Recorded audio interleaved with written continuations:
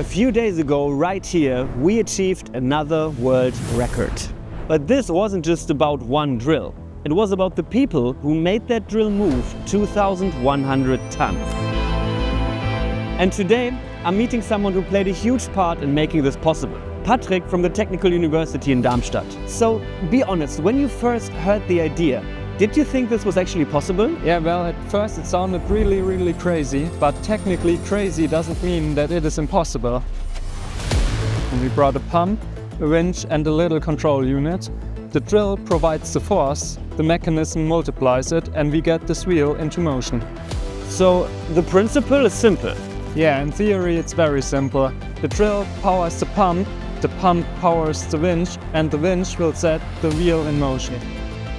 But with a massive structure like this, there's no such thing as just a little movement, right? Yeah, exactly. Every single detail mattered. And what was the most critical moment? The most critical moment was that we needed to set up enough pressure within the system to get this wheel into motion. And then it actually moved. Yeah, it actually moved, yeah. A small movement for the London Eye, but a huge moment for engineering. Okay, I can't believe you just said that. But hey, you did it and it was amazing, so yeah. Good job. Thank you.